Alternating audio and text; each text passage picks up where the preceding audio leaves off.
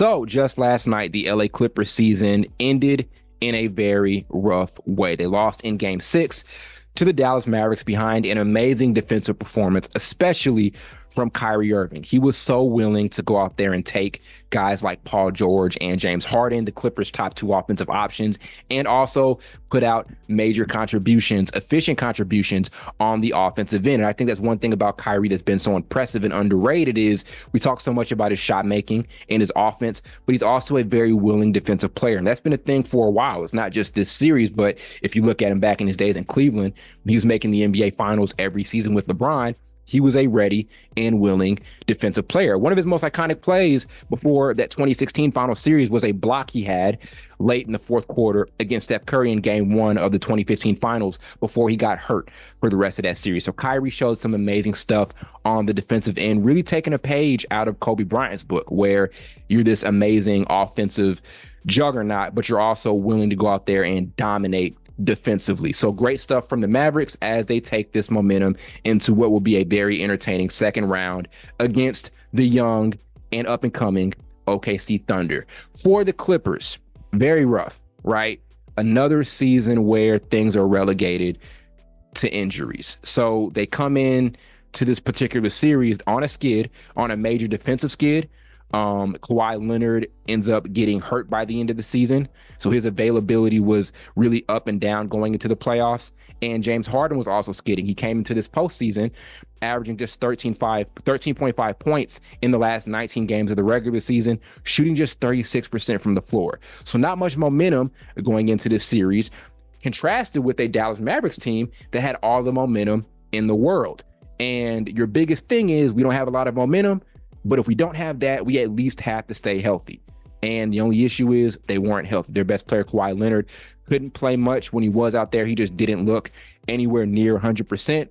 And they end up losing. To me, I think those last two games were winnable, right? They weren't completely outmatched by Dallas. I do think that a Luka Doncic and Kyrie Irving duo is better than a James Harden and Paul George duo, but a Paul George and James Harden led team should be way more competitive than what we saw in those last two games.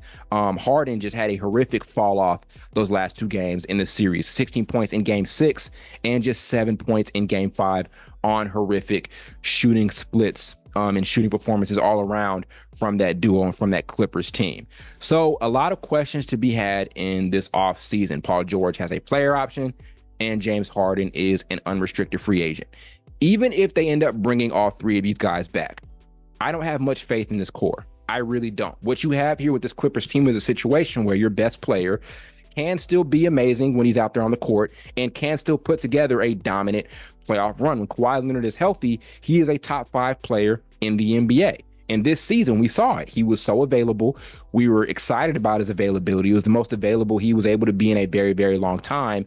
And then it ends up crashing down due to injuries. Then your second guy in Paul George, we just really realized he's not a 1A. He's not a super reliable guy when it comes to the postseason. We've seen him have a lot of playoff blunders throughout the course of his career and throughout the course of him being here on the Clippers. And then your third best guy, former superstar level player in James Harden, again, known for his playoff blunders, back-to-back seasons where he just doesn't show up in elimination games. We saw it last year with the Sixers, and we saw it again here with the Clippers. Not much upside for this trio.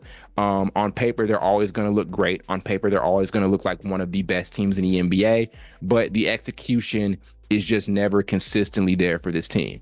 The health is never consistently there for this team.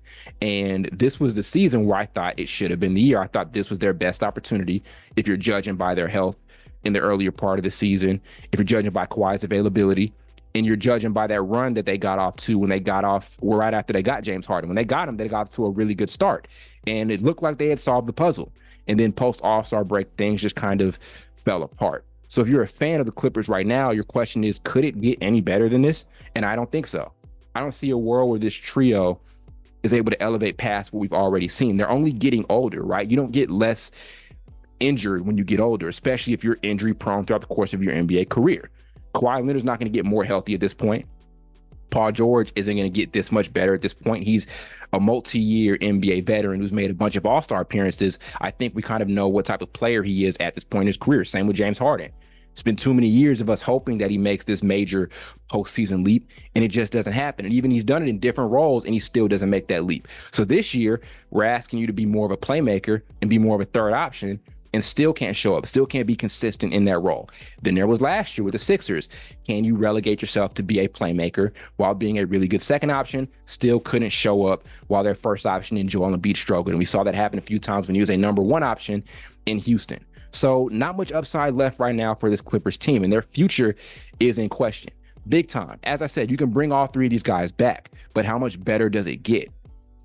Can you really win with the core? Let's say you let James Harden walk. Is a core of Kawhi and Paul George, even if maybe you bring him back on like a sign and trade and bring other players around them, can you still win with the core of James Harden or Kawhi Leonard and Paul George? I just don't think so. So a lot of questions to be asked in this offseason for this Clippers team. And like I said, personally, I think we're just at a point where we've seen all we can with this group. This roster doesn't get this more talented. Yeah, they weren't the absolute deepest team, but there were really good pieces around Paul George, Kawhi Leonard, and James Harden. Ivica Zubac was extremely efficient this year. Norman Powell was great as a sixth man. He took less shots, and his role was kind of dumbed down just a bit after Harden got here, but he was still good in that role. Russ had amazing moments off the bench. At one point this season, looked like a sixth man of the year, and still nothing. Does it get any better than this? And what do they do going into this offseason? What's their goal? Are they going to be like the Golden State Warriors where they still feel like they can win with what they have? Here's the difference. The Warriors have shown they can win championships. The Clippers have not yet shown that. That Warriors core of Steph, Draymond, and Klay, they won, 4 titles together? Kawhi Leonard and Paul George haven't won 1 together. They haven't even been to the NBA Finals just yet. You know, there are a lot of questions a few years back. Who was the better duo between Jaylen Brown and Jason Tatum? And Paul George and Kawhi Leonard. And JB and Jason Tatum proved over the years that they were just better. So rough stuff here for the Clippers after showing so much promise since 2019. I mean, in 2019, I thought this was an amazing team. I thought they were going to be the best two-way team in all of basketball. And since then, it's been a dumpster fire. And they're going to have to go back-to-back eras where they have really, really talented rosters with no NBA Finals appearance to show for it. So there's the Chris Paul era, where you had pretty much 3 all-star players, great coaching, great role players, nothing from that.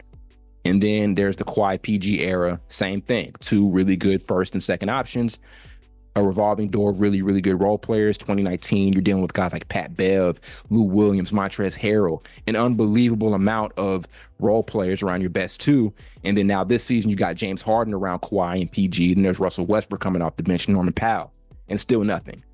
So a lot of questions this offseason. They're not going to go in rebuild direction, even though that seems really reasonable, right? But they're not going to rush into that. They've got that new arena, so they still have to keep these marquee players on the roster while they're kind of ushering in this new era. They got new jerseys and all of this stuff. But from a basketball standpoint, I just really don't think this thing gets any better than what we've already seen. They're not going to get more healthier the older they get. And I just think also other teams in the Western Conference are going to continue to surpass this team. We've seen that. Well, I mean, we're seeing that right now. We're entering a new era of the NBA. The Timberwolves, the Nuggets, the OKC Thunder, the Pelicans, when they're healthy and they have Zion back, and if they end up making some big moves in the offseason to continue to build around him, those younger teams are here. And so we're at a point where we're seeing kind of this slow exit of that previous era. That Kawhi Leonard, those guys, right? The Paul Georges, all of those guys, the James Hardens, we're exiting that era, you know, but the front office is going to try to stick with this and see what they can do.